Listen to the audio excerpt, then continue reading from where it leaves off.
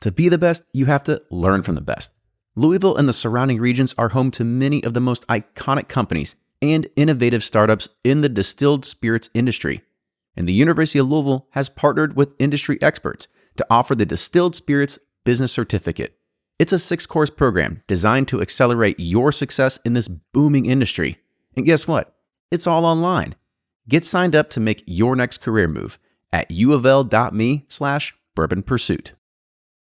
There's a new award-winning 4-grain bourbon that's been taking the market by storm. It's Penelope Bourbon. Bottled at the historic Castle and Key Distillery, Penelope's balanced yet flavorful taste profile comes from a unique blend of 3 bourbon mash bills. It's currently available in 2 expressions, 80 proof and cask strength. It fits your mood whether you're sipping neat or in a cocktail. Penelope is available in select markets as well as online at penelopebourbon.com. And I'll get an email probably about 8:30 in the morning. Hey, where's your Above the Char? Lauren's asking. He's always using Lauren as a cover, but it's really him. It's not. It's Lauren. Believe me.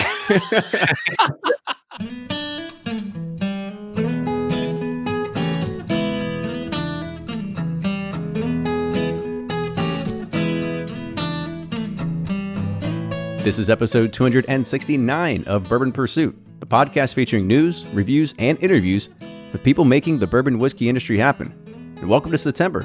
It's Bourbon Heritage Month. And before we start the podcast, here's your weekly bourbon news update. Barrel Craft Spirits has announced that it will expand its distribution into Australia, the company's first direct export outside of the U.S. Australians will initially have access to the following Barrel Craft Spirits releases: Barrel Bourbon Batches 13, 20, 23, and 24, Barrel Craft Spirits Rum, Rye Batch 03, Dovetail American Whiskey, and the Infinite Barrel Project. Bourbon and Banter is kicking off its annual 30 Days of Bourbon celebration to coincide with Bourbon Heritage Month, in partnership with lots of distilleries and ecosystem partners that include giveaways for those that want to take the challenge. Visit 30daysofbourbon.com to download a customizable tracking calendar and get entered. Moving on to Bourbon Release news, Bardstown Bourbon Company has announced the release of a new collaboration with Copper & Kings. It's a 9-year-old Tennessee bourbon finished for 18 months in Distillery Orange Curacao barrels, bottled at 100 proof, and will be part of the distillery's collaborative series. It's their 6th collaboration with Copper & Kings and will retail for $125. And this September, coming soon, 3 Chord Bourbon will release its latest offering, a 15-year-old barrel-proof Kentucky straight bourbon whiskey that they're calling Whiskey Drummer. 2 small batches of 10 barrels each will be released across 15 states, with a total production of less than 2,500 bottles and an SRP of $190. Now for today's podcast, it's the 48th edition of the Bourbon Community Roundtable, and we talk 80s movies. Yeah, it may have gone a bit overboard and longer than anticipated, but in my opinion, it may have been the glory years of iconic movies. But then we also dive into Blanton straight from the barrel, and going into release season. Will the shift of having online releases be the new way forward? We'll wait and find out. If you want to get notified about when Bourbon Pursuit is doing a live barrel pick or anything else, make sure you follow us on YouTube. And Barrel Bourbon, you know that they're putting out some of the best award-winning blends on the market, and they've made it easier for you to get your hands on it as well. Go to barrelbourbon.com and get a bottle shipped to you today. With that, enjoy today's episode, and here's Fred Minnick with Above the Char. I'm Fred Minnick, and this is Above the Char. Ooh, it's Bourbon Heritage Month. Everybody go to your store and pull out your wallets and drop that cash on the counter because we got to celebrate. It's another great year for us to reflect on what bourbon is and what it means to our country. You see, it wasn't too long ago that bourbon was left for dead. We're talking the 1980s. People weren't drinking it. They were drinking things like Kahlua and vodka over bourbon. It was not preferred whatsoever outside of the state of Kentucky. The 1990s, bourbon sees a little bit of a bump, and people are really excited about it. Japan, they're buying a lot of it there in Japan in the 1990s. And then the internet comes about, and every household gets a little thing where they can plug into their computer and plug it into that old phone jack on their wall. And like Blake's internet, it would dial and you go, brr, brr. And somebody somewhere out there created special chat forums for the bourbon community.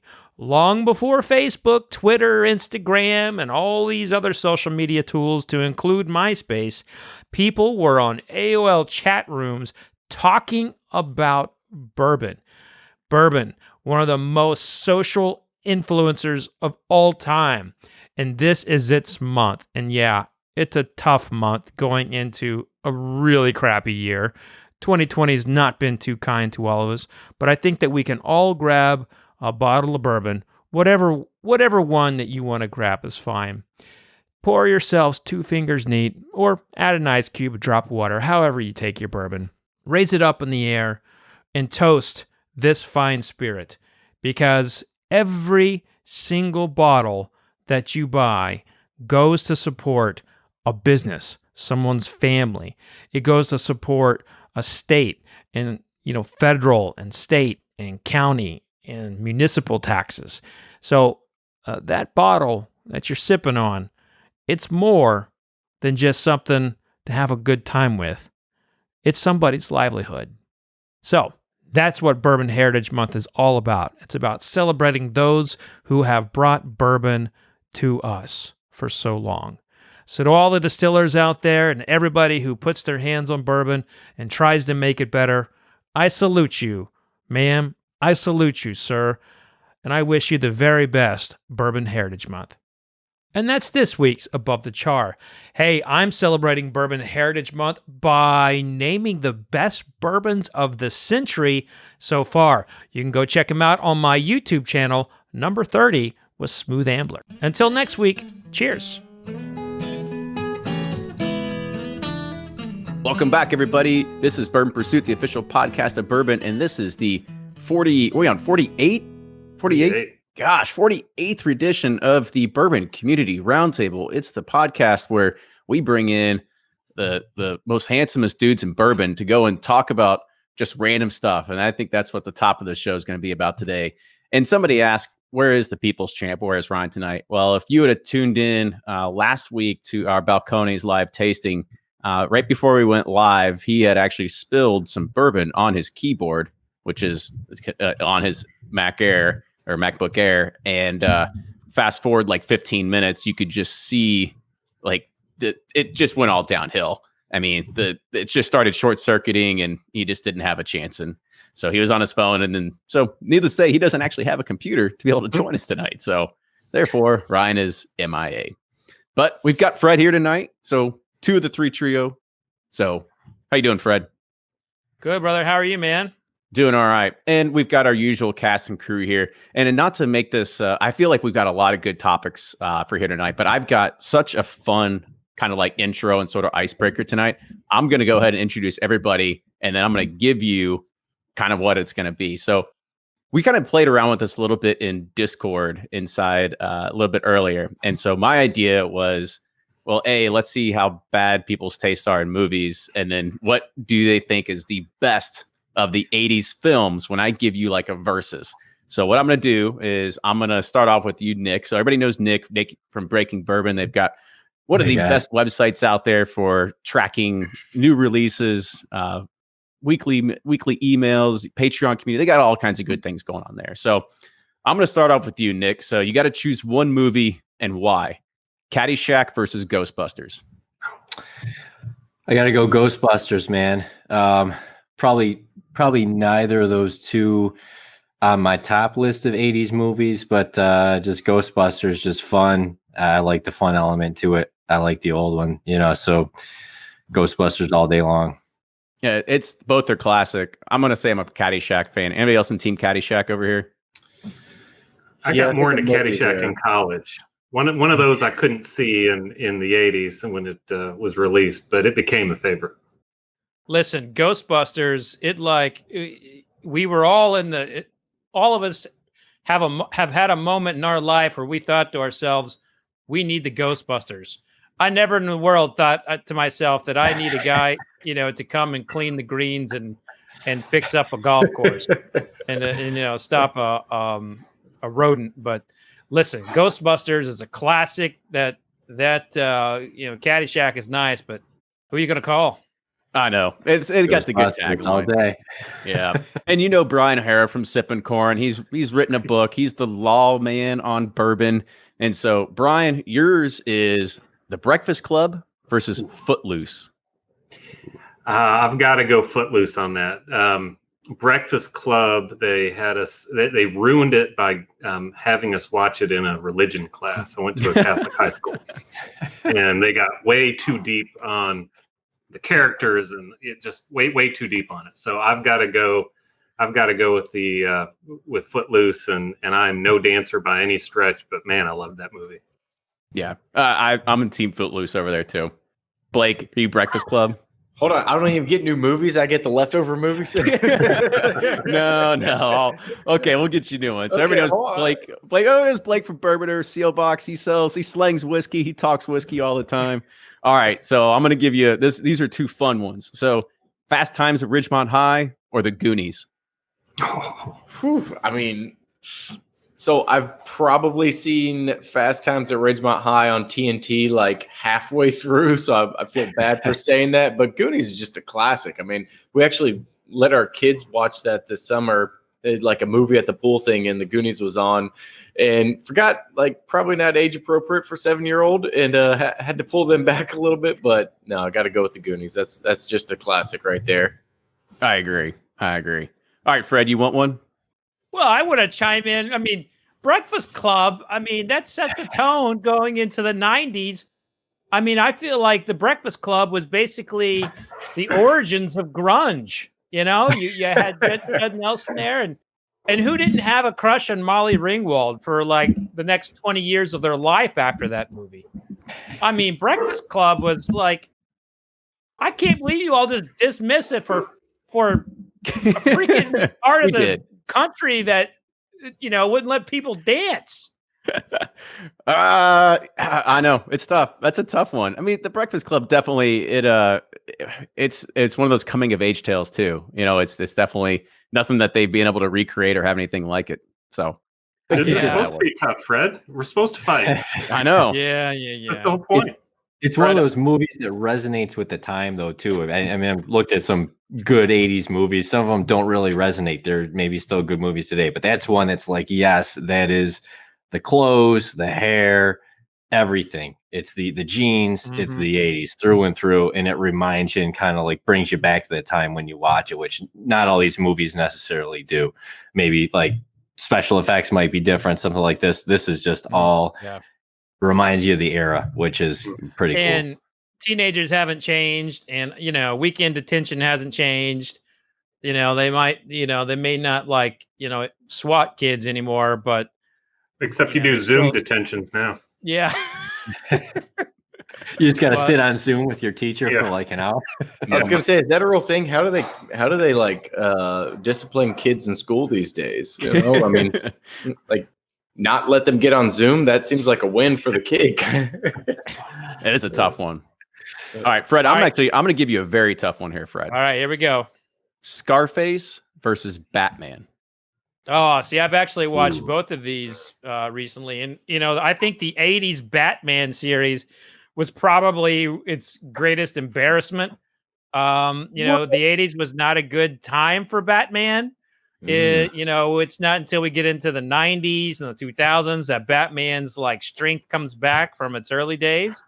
But Scarface, I mean, especially as a whiskey fan, you know, Al Pacino's shooting up like the dirty cop and the guy who tried to get him whacked, and they're both drinking Jack Daniels while they're taking two in the chest. So I love it just for the fact that there's a nice whiskey moment as Al Pacino's mowing people down, and then he mows them down again. So, oh man, see Batman. I mean, you got Michael Keaton as Batman. You got Jack Nicholson as the Joker. I think that's a tough one. Wait, that was the 90s. No, it's not. That was the 80s. The original Batman. They took it downhill. I thought Jack was in the 90s, but I'm gonna do a quick Google. You want to get nuts? Let's get nuts. Batman, Jack. I got a lot of these. You guys want to do a second round? Sure. Yeah. All right. So, Nick, you're up next. 1989. See, my family, we didn't get it until it was on like third release VHS. So Yeah. Well, That's a cusp. So on that case, I'd still pick Scarface, but I retract my negativity toward the 1980s Batman film. Scarface is hard to beat. That's a classic Yeah, movie. it's tough. yeah. Oh, so That's many why. lines That's why I off put that those two movie. next to each other. I was like, that's a tough one to really choose. Both great. All right. So Nick, you've got something that's I guess they're kind of like cult classics. All right. So Weekend at Bernie's versus something that just got a reboot, Bill and Ted's Excellent Adventure. Ooh. I just say again too, like another two that I did not ever watch Weekend at Bernie's all the way through, and it's been so long since I've seen Bill and Ted's Excellent Adventure. I almost feel like I need to rewatch that movie. When did that come out? That was probably late 80s, right? Yeah. It must have been like 88, 89. I probably saw that around the time it came out, and I was probably 9 or 10 at the time. So that's how far back we're going. We're talking like 30 years ago since I've seen that movie. I got to go with that only because, it's the only one I've seen all the way through. And honestly, I think if I was to watch that again today, I think I would still appreciate it. Whereas Weekend at Bernie's, I don't know if I get through entirely. Again, it's been so long. I don't know. That's a tough one. I think I'm a Weekend at Bernie's. I'm a big Bernie Lomax fan. So we just, just leans back and does the dance. Oh, it's the best. All right, Brian, ready for yours? I'm ready. All right. How about we do Karate Kid versus Rocky IV, the one with Ivan Drago?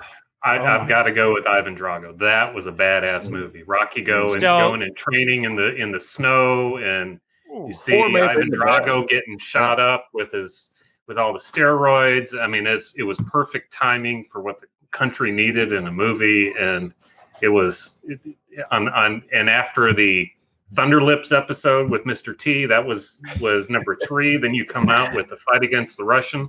I was all into Rocky in the 80s. Yeah. I'm going to say right now, Brian, that Kenny is such a Karate Kid fan, and I mean hardcore Karate Kid fan, that he may cut off your feed for the rest of the day. Well, he may have. But again, these have to be tough ones, so we got to argue about something. This is an original versus number 4 too. I mean, this isn't like, original versus original. So, right. Cobra Kai fan over there. Fred right, does know Kenny? me very well. I'm a huge Karate Kid fan. And I think even people in Discord and our Patreon Discord saw that because I love the Cobra Kai series, and now they're on Netflix, and the new one's going to come season 3 soon. So I'm super, super excited for that. All right, Blake, I'll give you a good one here. National Lampoon's Vacation versus Beetlejuice. Oh, Chevy Chase all day long. I mean, does anybody actually enjoy Beetlejuice? I don't know. You didn't like Beetlejuice? Can you drink Beetlejuice? Beetlejuice was terrible. National Lampoon's is hilarious compared to Beetlejuice. Great movie. Nobody should watch Beetlejuice. I feel like somebody needed to take a hard take on this one. And sorry, Beetlejuice came on the chopping block. So, I mean, what happened to you when that movie was on, Blake? I'm just curious. In all honesty, I probably watched it when I was like 8 or 9, and my parents didn't let me finish it. So I should give Beetlejuice a little bit of credit, but no, I got to still go National Lampoons with that one. National Lampoons is a classic. However, Beetlejuice, the one scene that always comes to my head is when the shrimp cocktail comes out and grabs everybody in the face and pushes them back or whatever. It gets me every time. All right, Fred, I'll give you one more, and then we'll kind of switch to whiskey. Might as well. All right, let's do an Eddie Murphy. Trading Places versus Coming to America. Oh, Coming to America. Well, I love Trading Places. Coming to America. Oh man, you've got McDonald's. They've got a Big Mac, but the McDowell's they got the Big Mick. That's a Big Mick, and that's like you just that scene and the 15 other scenes just kind of they're just you're with your buddies and you're drinking, you're tailgating or whatever. Someone at some point is citing a movie line from Coming to America. I think of all the shows that we brought up here, Coming to America is probably the lasting, is the most lasting one of all of them because people will watch that forever. And very Randy quotable Moss is movie. Still funny. Yeah. I don't know. I might be in team trading places only because, it's like they corner the orange market. I mean, like it's just ridiculous, right? And Mortimer and all them, they go down. I think it's just funny. It's just so great movies though. But you're talking about like, compare. I mean, and it was a great movie, but let's like comparing the 85 Bears defense with, the greatest defense of all time, to like, the 2008 Super Bowl champion defense, which I don't even remember who won 2008. Maybe the Patriots, probably. But, it's just the Bears the Bears were coming to America. It's greatness. All right. So Alan said no Ferris Bueller's Day Off. It wouldn't be a competition. So we'll just put one to the whole entire group here. Ferris Bueller's Day Off versus Tom Hanks and Big. Ooh. I think I'm going underdog with Big. I mean, Ferris Bueller is a great movie, but I kind of like Tom Hanks. Depends what you want. You get the giant piano. You get the giant piano playing. What is it? Not taps. What's the? I don't remember what it was either. Chopsticks. Chopsticks. There you go. Yeah. There you go. Yeah. So you've either got the feel good movie or you've got the guy who's truly an ass. I mean, everything he does is an asshole move, but it's a fun movie. Yeah, I'm Team Ferris on this one. Save Ferris like that. It's classic. You can't go past it. What was his buddy's name? The guy that didn't want to do anything. Cameron. Yeah. And you're all like, come on, Cameron, like lighten up a little bit. A whole entire movie. Until the very end, and then he wrecks the car, and then you're just like, oh, okay, never mind. Yeah, too far. That movie was so great, and everybody wanted to be Ferris, like coming out of that, and you supported Ferris, and you just kind of like you saw like his sister, like how much she hated him, and then she's like ends up making out with Charlie Sheen, which is like one of the most like ironic moments in cinema in the 1980s. You could watch Ferris. You could watch that over and over again. Big. I feel like you get your fill. Every 5, 6, 7 years you watch it, and you kind of like, okay, I feel good, but I'm not going to rewatch that for a while. Ferris, you could watch it a couple times a weekend. I think you'd still be happy. Yeah, it's the only moment of joy that Cubs fans had for a century. For a long, long time. That is true. Fun. So now we got to pair all these with bourbons, right? So now that's the next tab, right? Why not? What do you drink with Scarface? I'll let you start, Nick. No, I'm just kidding. Well, tune in for another 3 weeks. I've got so many of these. We could do this for another hour and a half. So, but let's go ahead. We'll start switching some tables over to bourbon. And of course, if you were kind of hiding underneath a rock, you would have seen the announcement last week that was coming from Sazerac about Blanton's. Yes, another Blanton's coming out straight from the barrel. We've all known it, at least in the whiskey world, for a while because we've either got friends in the Netherlands or going to the Caribbean and we buy bottles and we've had it. And I think for most of us, we look at it as, yeah, this is actually probably the best Blanton's expression, at least for myself, that I have ever liked. And so now they are following the footsteps of their announcement to actually have Gold releasing. It was supposed to be this summer of 2020. I never saw one. I don't know about you all, but now they're looking at Blanton straight from the barrel to now be available in the fall, coming in at a $150 price point. However, of course, very limited. So one thing I'm going to kind of push to you all is now that they kind of teased us with the Gold, did you all see straight from the barrel coming? I mean, I didn't see it coming so quickly. If we're being honest, why go back to back? What was it like? The press releases maybe 3 weeks apart, 2 weeks apart. Oh no, it's got to be probably 2 months. Yeah. I mean, listen, I still think tomorrow. What is tomorrow? Like everything's just kind of matching together. Like you're good. You're good. Tomorrow's May 2nd. So, but I mean, still in the same year.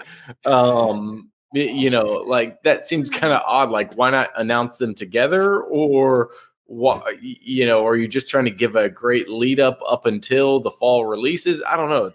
It seems odd. The pricing is the pricing. People will go crazy for it, but I don't know.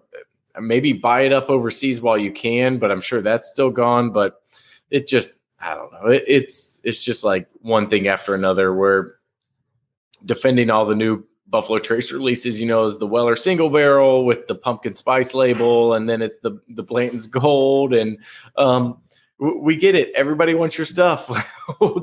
They'll buy it. You don't even need to release new stuff. I mean, it is good to see that more is coming back to the U.S., and I guess maybe there will be a shot if things slow down a little bit, but ultimately it's, they'll sell even more Wheatley vodka and Fireball because, you have other things to reward people with. It's not just Pappy or, a member of the antique collection. It's also Blanton's Gold or Blanton's Straight from the Barrel. So I think that's kind of what drove that, kind of the allocation wars. But who knows? I mean, it's more good bourbon. What do we have to complain about?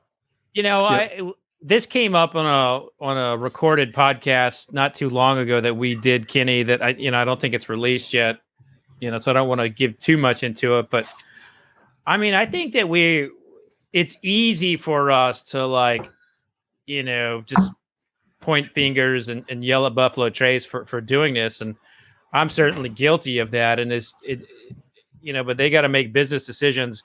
But I'm starting to look at the rest of the industry with how they do limited releases. And I'm asking myself, why doesn't more of the industry that has the arsenal like Buffalo Trace does, why doesn't more of the industry do expressions like that? Because, they do them singular versus like a collection. And when they've done them as collections, they're kind of bungled and they don't really pan out. But Buffalo Trace does not necessarily make the best whiskey in Kentucky. And, I mean, I think a lot of people think they do, but they own the kind of hype machine, and they own all the marketing because they strategically place out all of these releases. And believe me, it's all by design, and nobody does it better than Buffalo Trace. So, and I mean, we're professional whiskey people, but take a look at all of those websites that got the Blanton's keyword, like Vine Pair.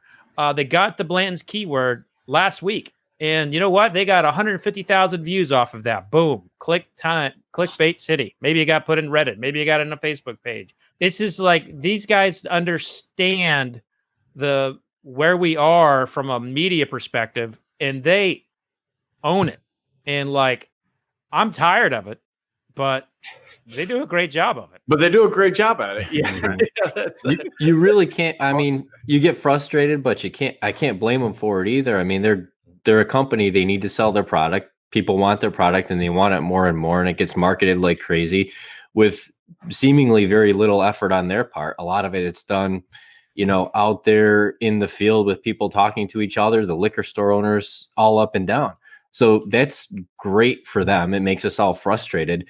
It's almost ironic because I feel at one point we were kind of questioning and begging, why not, have Straight from the Barrel, which is one of my favorite bourbons. Why not have that, just release it here? And ironically, I think it's going to make it harder to find now that it's being released here, because suddenly now all these people are cued into it that normally know about it now. Wouldn't be looking overseas for it. They would never think, let me buy something from some store in England and have it shipped, and get it a month later or whatever the case might be, but now that their local is talking about it, now that they're seeing it on every single mainstream website that they go to, suddenly all these people who never would have bought it are going to ask, and they're going to pay $3, $4, $5, $6, whatever $100 for a bottle. And that's going to roll over to the stuff that's been relatively easy to find overseas if you look periodically, and you can get a bottle for $130, $140 shipped to you, get a few of them and the price goes down. So unfortunately, I feel like it might be the last time I see it for a while, because I think it's going to be significantly harder to get, when we look out a year from now with a lot more demand and a lot more awareness, unfortunately. Yeah. I mean, I remember really starting to get into this and finding about Straight from the Barrel, of course, through secondary sites. And I was like, where can I find this? And ended up, let's just rewind the clocks a few years, ended up getting a bunch of stuff shipped over from the Netherlands. And, to your point, Nick, yeah, you were able to get it. I could get it for probably $75, $80 a bottle shipped, because I'm buying 12 at a time here, right? So it made it worth it to be able to do it back then. And now it's definitely going to kind of go the way of the dodo bird in regards of being able to find it. The other thing that I kind of find it interesting is we've all speculated for a long, long time of like, well, why doesn't Straight for the Barrel come here? And we've always been like, oh, like, is it owned by Agent Age? Is it owned by the Japanese? Why are they not want to do it? So two things, like, do you think this was a move by Sazerac to like push them to say like, hey, you should just go ahead and release this in the US? Or was it something that somebody else said in the chat? Is this also a side effect of what we're getting with the European tariff situation? Mm-hmm. Yeah, I talked to the Ancient Age people, Kenny, probably in that same time frame you're getting from the Netherlands, and I was asking them that. Well, why don't you have that? That's what's better than Blanton's, and they said it was their decision, that they just they had demand for it and they didn't have enough supply to bring it here, and maybe someday they would. I always personally thought it would end up being another member of the BTAC release. And I'm surprised at the timing now at the end of August. It would make sense to have it as part of this year's BTAC, just starting tomorrow, next month. But I don't know. All that said, I'm going to stick with some other barrel proof options that I can get that have age statements, and this is just going to be too much of the hype train for me. Mm-hmm. Yeah, the other thing is and Blake, I'll let you talk here in a second, or I can put this one to you, is $150 price point. You just put it $50 above BTAC, right? On a retail SRP. I get it, right? I want to be able to try to make a little bit of that extra money on it, but it's really weird. I would venture to guess we might see a bump in the SRP for BTAC this year too. I think that's this is where I don't blame Buffalo Trace at all. At the end of the day, we're enthusiasts. We love this stuff, and it's a business for them. They're not publicly traded like other ones, but it's a business. So you look at things like tariff. They're looking at a high tariff to send it overseas when they could keep it at home. They don't have freight costs. They don't have tariff costs. They don't have all this other stuff, and jump to a higher price point. Like, why would you not do that? It starts to seem a little ridiculous to be sending it over. And I think they like the antique collection where it is. So, they like that grenade looking bottle. They like the horseman on top. So it just seems like a natural progression of the whole Blanton's lineup. And, if they get a lot of pushback, they can put it on tariffs and put it on demand and keeping it at home. And, who's really going to argue with that? So while, part of me is like, who cares? Part of me is also like, that's the smartest move they could have made. So I don't blame them. I'm with you on that, Blake. I don't blame them one damn bit, but I'm done. I'm curious what you guys think of this too. Because I think there's a lot more Buffalo Trace products out there. I think they just don't see the shelves. I think retailers hoard them behind the scenes. I think you get the whisper in the ear, I got something special for you. It's that they just know not to put it out. They know that they can get a little more for it. They know you can get you to buy another bottle or use it as an incentive, whatever the case might be. I mean, we're now, this product is no age statement. So it's going to be 7 to 9 years old, roughly.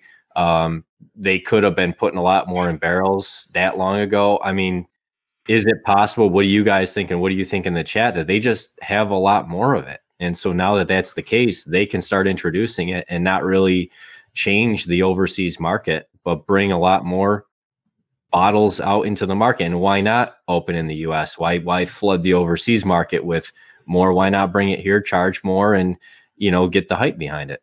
Mm-hmm. Yeah. I mean, it's a tricky one. And it's amazing that you would think that, we have enough barrels now. Like, we finally have enough whiskey.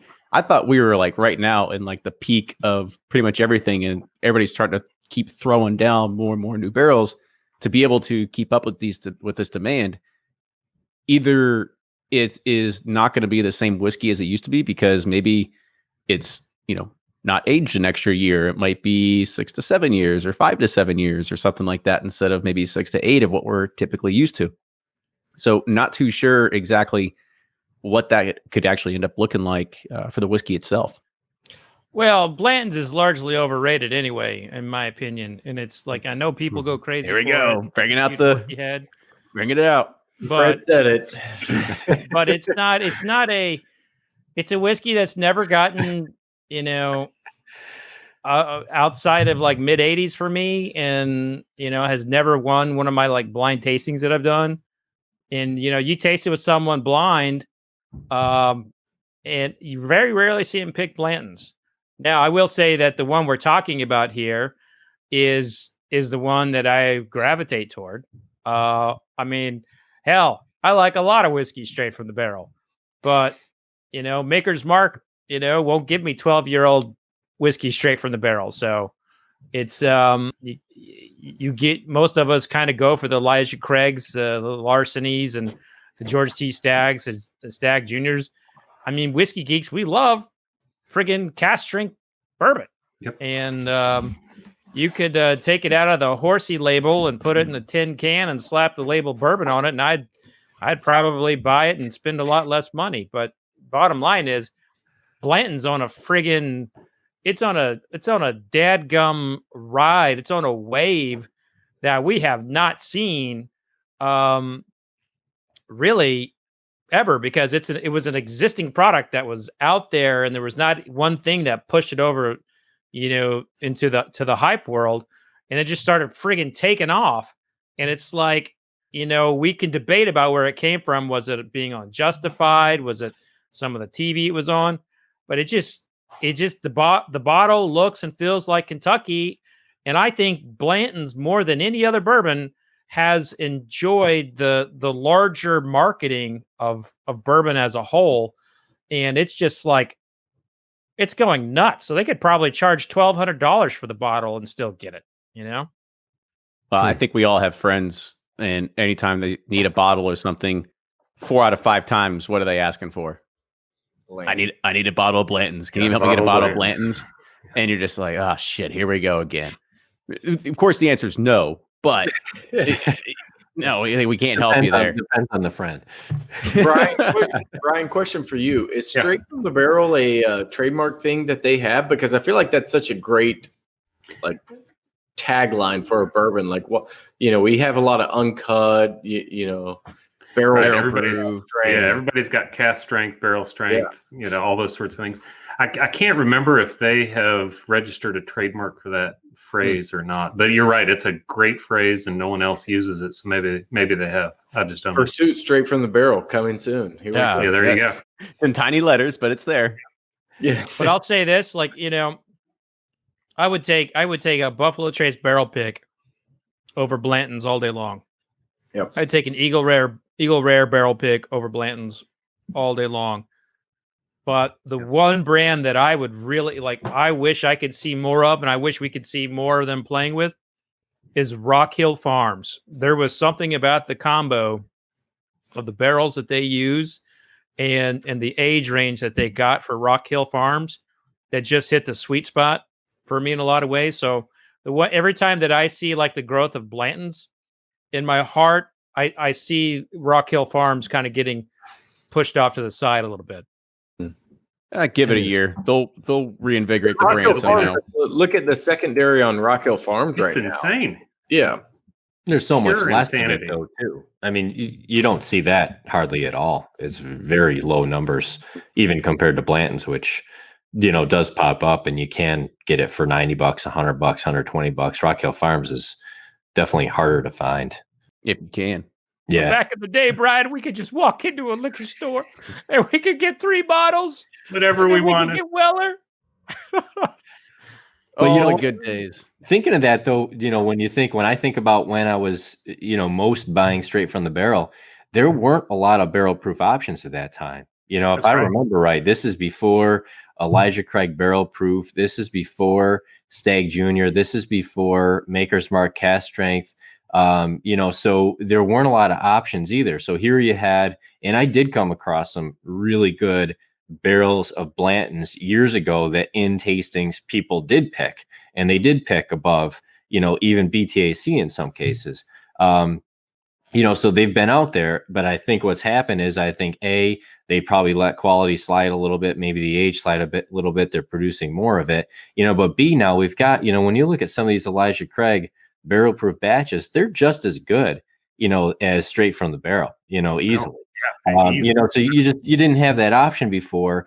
And there's something that, at least in my area, you can pick up for $55 a bottle, just about any day. And it's all over town, so as far as getting bourbon that's, barrel proof and to a high level of quality, it's there, it's at our fingertips. It's just a matter of getting beyond that brand, that need for that brand recognition that, Blanton's has created, and Buffalo Trace and Sazerac has created so well with that brand. You can find stuff that's just as good, if not better, out there. And look, we've rated some of those bottles 4.5. That's is almost as high as it gets on our scale for those Elijah Craig barrel proof batches, the really good ones. So look, if that's what you're after, is just the bourbon inside the bottle, go for something like that. There's no reason to hunt down straight from the barrel and go crazy for it, by any means. I mean, I think that's going to be the thing that unfortunately pushes it over the train, is now so many people are going to be after it. It's going to drive the price out of control, where people like me, I'm not going to buy it anymore. I'm not going to spend the kind of money you're going to need to spend for it. And I'm not going to take the time you need to take to find it overseas either. So. All right. So question for everybody. You're going into a store. You're a store. You actually see a bottle of straight from the barrel. And there's also a bottle of your favorite Bookers. Are you taking the Bookers or are you taking the Blantons? You're saving half the dollars by getting the Bookers. To enjoy whiskey, all one has to do is drink it. But to understand and experience whiskey, one must participate in its creation. And for over 20 years, the Thousand Oaks Barrel Company has been supplying kits to do just that, including personalized oak barrels, ranging from 1 to 20 liters in size, to custom age your own spirits or cocktails. But they now have their newest kit, called the Whiskey Experience. And this complete kit allows you to make, age, and taste your own whiskey. The whole package comes with a new American white oak barrel that's 1 or 2 liters in size and includes everything that you need to make 10 different styles of whiskey from around the world, including American whiskey, Irish, Scottish, Japanese, and Canadian. So, are you ready to take the journey? Visit 1000oaksbarrel.com, which is number 1000oaksbarrel.com, and use code BP2020 to get 10% off your very own Whiskey Experience kit. What do you get if you mix Seattle craft, Texas heritage, and Scottish know-how? That's Two Bar Spirits. Two Bar Spirits traces its roots to a ranch in rural Texas run by the founder, Nathan Kaiser's family, for 6 generations. Nathan grew up on the ranch with stories of relatives bootlegging moonshine. And after moving into Seattle, he wanted to keep the family tradition alive, and he opened Two Bar Spirits in 2012. They're a very traditional distillery, making everything from scratch, and each day starts by milling 1,000 pounds of grain. Their entire product lineup consists of only 2 whiskeys, their moonshine and the only bourbon made in Seattle. Both bottles are being featured in Rackhouse Whiskey Club's next box. Rackhouse Whiskey Club is a Whiskey of the Month club, and they're on a mission to uncover the best flavors and stories that craft distilleries across the U.S. have to offer. Rackhouse ships out 2 of the featured distillery's finest bottles, along with some cool merchandise in a box delivered to your door every 2 months. Go to rackhousewhiskeyclub.com to check it out and try some 2 Bar for yourself. Use code PURSUIT for $25 off your first box. Are you taking the Bookers or are you taking the Blantons? You're saving half the dollars by getting the Bookers. I mean, get 2 Bookers, right? Personally, I'm taking Bookers every time, but that was typically what I would buy in the first place. But what I would probably do is buy the Blantons, go sell it, turn around, buy 4 Bookers for free. 8 Bookers. Just kidding. I would only get the Bookers if it was Blake's batch that he had a hand in. That's true. Yeah, That's right. Honestly, for me, I'm a big fan of straight from the barrel. I think it's actually a really good whiskey. I remember the first time I tried it, and I was like, "Yeah, this is actually really, really good." I really enjoy it. However, I just don't enjoy the price tag. For me, I'm just going to keep my money in my pocket. I think that's the easy move to make there. All right, so all the shit talking I just did on Blantons, I would buy the bottle of Blantons. Yeah. It's because they're rarity, Fred. I would too. I mean, Yeah, you I just- mean, I can buy hookers any day. If I see Blanton straight from the barrel sit on the shelf for $150, I'm going to get it just because I'm not going to see it again. And it's easy. I can just grab it and buy it. And you know what? Everybody's going to do the same damn thing. I don't care what they say. I don't care how much you want to bitch about the hype train. It's going to happen because you're going to see it. You're going to buy it. You're going to think about it later. You're going to get that thing in your hand so fast. And then you're going to figure it out after because you have options too. Exactly. Plenty of options. And going back to my whole thing about Buffalo Trace and strategy, everyone wants to put it on like the terrace and everything. I'm just telling you, man, and I've said this many, many times, Mark Brown is the smartest guy when it comes to whiskey and how to run whiskey companies. They've got their stuff figured out through 2049. He didn't have a pandemic, in there to figure, in between, but that dude is smart. And that's where they got us, even us, the most curmudgeons of the curmudgeons, Nick. You and I, we both just admitted, as much as we freaking hate it, we're buying that bottle of Straight for the Barrel over Booker's, which we both buy regularly. So, and even if you buy the Blantons, odds are you're going to make somebody really happy when that fourth friend goes, "Hey, by the way, do you have a bottle of Blantons for me?" Yeah. All right. So speaking of just hard to get bourbons, we are going into release season. It is just creeping up around the corner. And, we're going to take this as kind of an example. The Party Source, actually in Northern Kentucky, it's a very, very large liquor store. Probably one of the largest ones in the state of Kentucky. They tried to sell Blantons online. They put an email out. It was just like randomly. And then the website crashed. And so now we are starting to see, they even said they're like, sorry, like everything was gone in like 30 seconds, but like the website was down for 15 minutes. So we're going to see this hopefully, or not hopefully, but it's end up going to be in a problem here relatively soon because distilleries are now going to start doing special releases.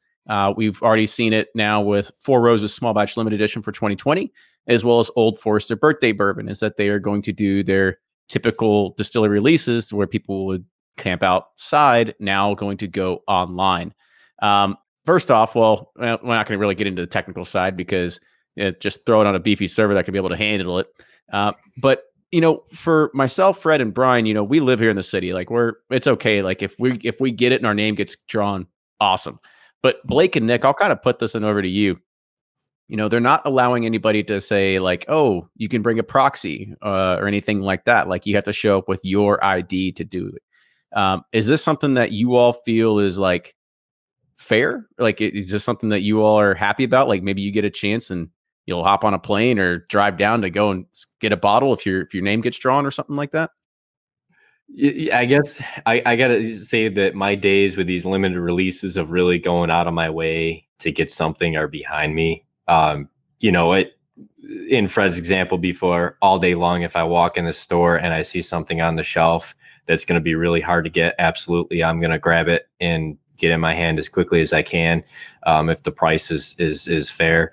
But as far as, traveling somewhere or something of that nature, is there really a fair way to do it? No matter what you do, if you've got 1,000 bottles of something and you've got 100,000 people that want it, guess what? 99,000 of those people are going to be unhappy. So you're just not going to make everybody happy. So we've seen, more of the online. I think we're going to continue to see more of that. Pennsylvania, they're state run. There was a time when anybody could buy online, and we used to get BTAC the day it would release, and for some reason they were selling it for $59.99, even though the MSRP was like $79 or $89 at the time, and we'd buy as much as they would let us. Didn't need anything else besides just tell us which store you want to pick it up in or which address you want to ship it to. They kind of closed that off. You have to be a PA resident or appear to be a PA resident, at least at this point. Their site crashes. Whenever you're having these crazy limited releases, you're going to see site crashes, but I think they're going to be, relatively speaking, few and far between because not everybody has this problem where they have too much demand. I think in the big scheme of things, it's still fairly limited. A lot of it is on the Buffalo Trace products. For example, a lot of it does tie back to how well it's marketed by whatever entity it is that's going to be putting it online. So no, I'm not going to go crazy, yes, I think we're going to see more of it online. And yes, I think we're going to see people screwing that up left and right, because it's going to be a painful learning curve for them as they deal with shifting, how they do things. And they're not going to do it right. It's going to take a couple trial and error sessions for them to figure it out, maybe more than that in some cases. I think too, this is a good year that it might be a good time to take a break on the limited releases. I mean, for what I'm tasted so far, that's been sent out, really only the Four Roses limited edition is worth hunting. I'm just really disappointed with a lot of the limited releases that have come out thus far. And again, it's just starting, and the one we all kind of wait for to taste and talk about is the Buffalo Trace Antique Collection. But, to me, the Old Forester was a miss. Little Book was a miss, which is not necessarily one that everybody hunts, but I think there's a lot of misses in the fall. I was going to say, I'll jump in and, kind of on the online releases, I think it's an opportunity for people to kind of think outside the box a little bit. Where people aren't supposed to be standing outside of stores, stacked up on top of each other. I don't know what the rules are in Kentucky, but, they can kind of open it up and change things up a little bit. So, I mean, if Four Roses, they have the online thing, I know I'm going to be up there within the month or so. So yeah, I'll get on and try to order something. So I think that's kind of a cool way to open it up. And so instead of camping out overnight, you don't have to camp out overnight. You just have to be lucky or like have that, fiber internet, which I know nothing about. Apparently it does exist, but so, I think it's a great opportunity for distilleries to kind of change things up. Like, hey, how are we going to release this? We're going to put some up for online.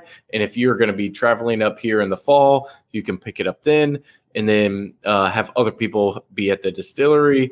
And so just give people different options. Definitely boost up your server and everything else. Like Kenny said, I'm not going to get into the technical parts, but overall, like, why would you not want to give, like, we're in an online world where everyone's used to that. Why would you not want to be doing releases like that? So, and especially with the, House bill, whatever it was with Kentucky, where they're going to be able to ship soon, that's just going to open up. So go ahead and get people used to doing that and buying things from distilleries and special releases. So, yeah, I think it's a good way forward, and it's kind of like a forced way forward. Yeah, and let me piggyback on that, because that was going to be my point too. That I think with changes that have to be happening in the shipping laws, this is going to be the future of what it is. Keep the bourbon here in Kentucky. Go through the distillery for it. There'll be shipping, and in the meantime, for this weird year, Kentuckians finally benefit a little bit instead of putting it all over the damn country. We've got it all here, and you got to come here to get it. Brian, that's going to be dangerous. That's a dangerous move, because then you're going to have retailers from California to Washington and Idaho and wherever getting together and say, well, fuck Kentucky bourbon. Look at this wonderful collection of Hennessy we have. Or look at this great tequila selection we have. How many of those people would turn around and buy Hennessy and tequila? And I think if you're talking about the inner core of the bourbon world, you have to remember that bourbon is still very much a part of. It still very much needs the fringe consumer, the consumer that is not into it yet. Like these special bourbons and everything, that's just a small part. But if you take that away from retailers in Nevada and California and Washington, they will rise up and they will start. They'll diminish like as much as they can. Say like, well, screw you. You're not going to give us. You're not going to give us Bookers anymore. I'm going that far, but it's a serious. That's a serious thing, and that's the reason why like the shipping laws have been fought so much. Now, do I want it? Yes, I want it. Do I want it to be able to where consumers can buy directly from the distiller? Yes, I do. But we still have to have a system that still kind of like helps those mom and pop retailers, because I look at it as like, we have a system that if you take, if you basically what you're talking about here is you're talking about taking away allocation from a liquor store in Reno, Nevada. We all have a good friend on the show, who watches the show, who runs and operates a liquor store in Reno, Nevada. That man gets one Old Forester birthday bourbon a year. And you know what? That's one of his prized possessions. He uses that to give it to his very best customer. And suddenly that bottle is no longer in his possession. It is now being sold through the distillery or whatever. And he's like, he lost a customer, or he has to figure out how to, supplement that customer that he might have had before. And so this is, while it may be easier on the consumer, it is not always easier on the consumer. It seems like it's easier on the consumer, but helping that consumer that's coming in, working and getting to the distillery hurts a consumer that's been relying and supporting on an independent retailer for 20 years and was, guaranteed that release. It hurts that consumer. So this is a double-edged sword, and, the distillers have a very difficult, conundrum ahead. They got to do a little bit, but they can't go all in on the shipping. Now, the other side is that retailer, to make it fair, should be able to have the opportunity to sell their stuff online. But we know that's part of the greater conversation of shipping overall. And so I feel like we have a long way to go to get to that point, because the way that anything works today is that if you want a bottle of Old Forester birthday bourbon, you got to go and you got to sell a shit ton of other product to be able to get that, right? I mean, the 3-tier system has to completely change from the inside out to even have that be a reality. Now, one point that I do want to make, and Matt Cusick in the chat mentioned something, and you're eventually going to see this, and you see it already. There's groups that know about how to rig the system when it comes to the internet, of using bots and automated checkout systems and everything like that. I tried writing my own once, right? Like it can be done. And so this is what is essentially going to happen, is that all that is going to go to a small set of individuals at the end of the day. Now, the other part of this is that let's also think about what the bourbon in itself and the experience brought people when they did camp out, right?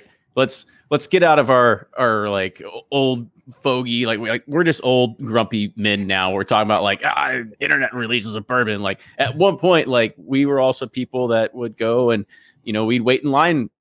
Even Saturday mornings, we wait in line for bourbon. Some people would camp out and you would hang out with people and you talk about bourbon all night long. Like you'd be amazed that you just met somebody and you just spent 9 hours talking to them about bourbon. And you're like, does this guy have anything else to do besides talk about bourbon? And so that is something that is kind of not going to be a part of this system. And so I'm going to be surprised to see what this is going to be like after these releases. Only because of technical components of it. I understand if like anybody, and what Four Roses is doing is basically you enter in, your email address and whatever, and they're going to put it in a randomizer. Holy shit. You know how easy that is I can go spin up 1,000 email addresses right now and I could go and submit those. Could we get tips for? How do we do that? Like how many domains do you own? You got Bourbon and Sealbox. You got Blake 1 at Sealbox, Blake 2 at Sealbox. I mean, you could just go ahead and like create all these email addresses and just forward them to your, just your one email. So it's not hard to game the system there. And the other part is like when you look at Old Forester, what they're going to do is they're going to do exactly what Party Source did. They're going to send out a random email at a random time, and you just got to be right there at your desk and click the link to go and buy it.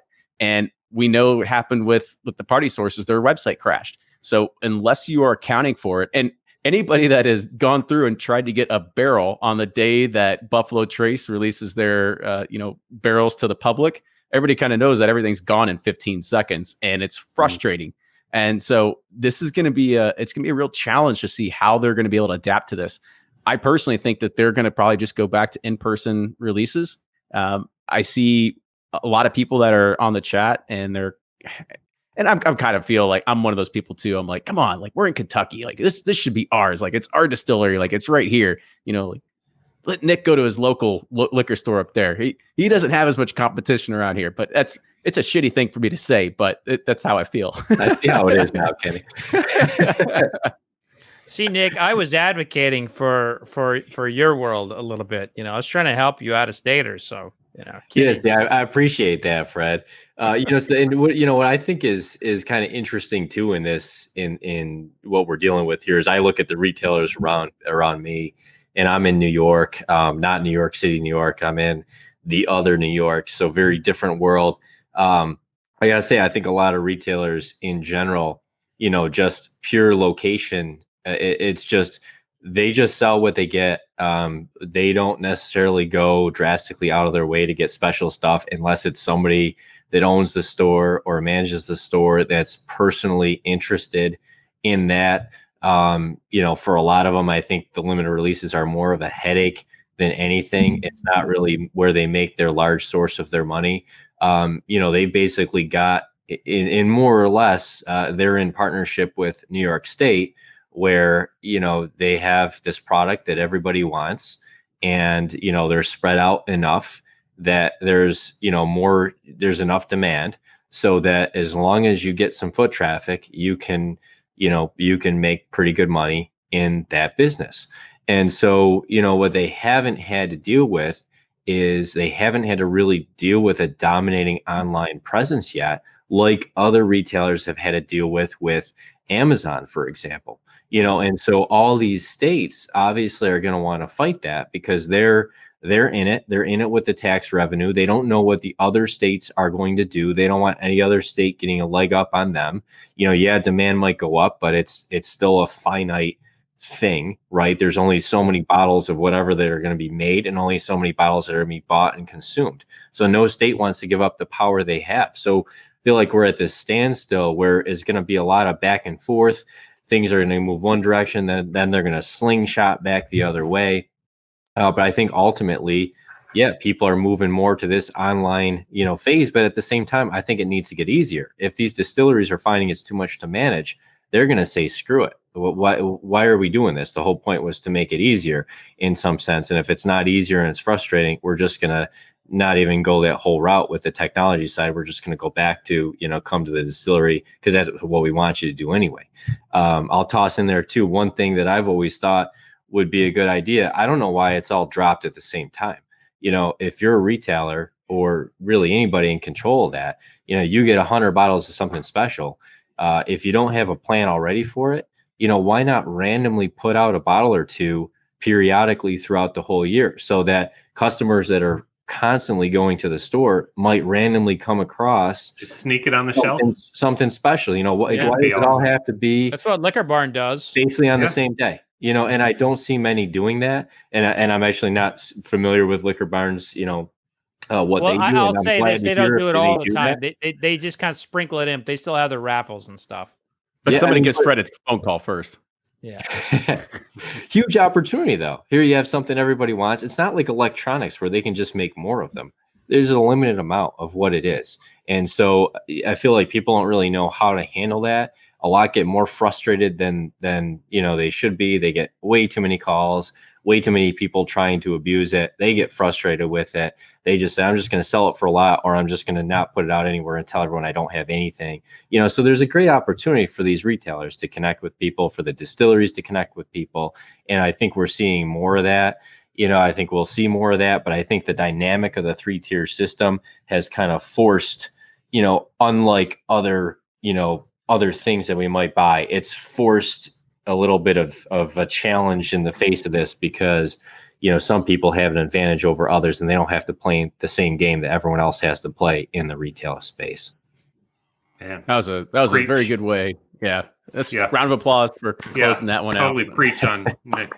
You just want me to shut up. I get it. No. Kenny was saying Nick for president. I mean, now we're going to get that. You don't read my Nick emails? for president.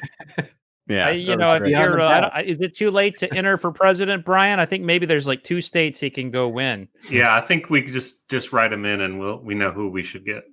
I'll keep all the bourbon in Kentucky, so I got Kentucky. Yeah, okay, you got my vote now. You got 3 votes. Good job. So that's awesome, guys. Let's go ahead and let's start wrapping this up. So, Nick, I'll just go ahead and let you kind of give your little outro. I feel like here. we just started. I don't feel like we haven't even, you know. It's 10, brother. I know we're 59 minutes and 36 seconds into it. If we go any longer, Lauren's going to kill me. Wow. All right. All right. Well, as always, glad to be here. It's been a couple months since I've been on one of these roundtables. So I'm Nick with Breaking Bourbon, one of the three guys behind Breaking Bourbon, breakingbourbon.com. Check us out on all the socials at Breaking Bourbon.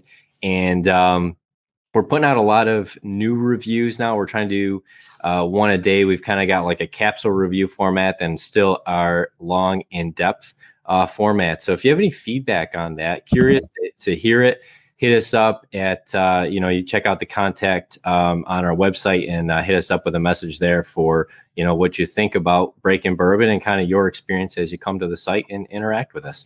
So thanks again, guys, for having me on, Kenny, and great chatting with you guys too. And great having everyone else on the pretty active chat here tonight too. So I'm happy to see that as well. Oh, for sure. Brian, you're up, buddy. Yeah, definitely. Great chat tonight, guys. Thanks, everyone. And thanks for being having me on number 48. We're going to have to start a planning committee for the big 5-0. And we're going to need some kind of plan for that damn thing. Anyhow, Brian with Sippin' Corn. You can find me at bourbonjustice.com, sippincorn.com, and on all the socials at Sippin' Corn. Had a good time, and I'm taking that Booker's over straight from the barrel. Hey. Nice. Blake. Yeah, like Brian said, always great to be on. Number 48 was a big one, so this was really good conversation tonight. You can find me at Blake Bourboner and sealbox.com, and also tomorrow on the Whiskey Net with John Henderson and take a couple of very familiar names for a lot of you. We'll be doing something tomorrow at 9 o'clock, so definitely jump in over there. But yeah, as always, thanks for having me, guys. For sure. And Pursuit Series, new ones dropping tomorrow for our Patreon community, and you'll be able to catch those here in probably another week or two for the public. It's not going to crash, so let's test it out tomorrow. Let's see what happens. Yeah, you made the right choice going with Shopify on day one, man. It hasn't failed you yet, so kudos to you there. Fred, thank you again for coming on. This is a fun show tonight, man. We hit a lot of good topics. Yeah, it went too fast, Kenny. I really did mean it. I was like, we're ending it. Like I kind of thought it should kept going. Maybe that's because we didn't get our fill of whiskey talk, and half of it was about 80s movies. I mean, I don't know. We can keep going back at the 80s things. That's fun. Let's do 80s songs, next time Kenny. you bring up the 80s, let's talk about 1980s master distillers. That is a great topic. I'm going to let you lead that one because I guarantee you're going to know way more than me. Ed Well, Foot. I think that's where the 80s, the distillers in the 1980s, those were the guys that brought bourbon back. And I can never say enough great things about people like Ed Foot. And of course we know Jimmy Russell, but people like, Gary Gerhardt, Greyhart, Ed Foot, just so many great distillers in that time. So I'd much prefer talking to that over Footloose. Hey, the 1980s were a really rad time for movies and distillers. How about it? Yeah. So cheers, everybody. Thank you once again for tuning in. If you want to make sure you subscribe to Bourbon Pursuit, you can get it to pretty much wherever you get your podcasts, Apple Podcasts, Google, Spotify. It'd be awesome if you could also leave us a review on whatever your favorite podcasting platform. And also make sure you just click that subscribe button and follow us wherever you like to do social stuff too, at Bourbon Pursuit. With that, cheers, everybody. And we'll be back here next week with another podcast, but then in 3 weeks for Bourbon Community Roundtable number 49. Cheers. Cheers. Cheers. Cheers, everybody.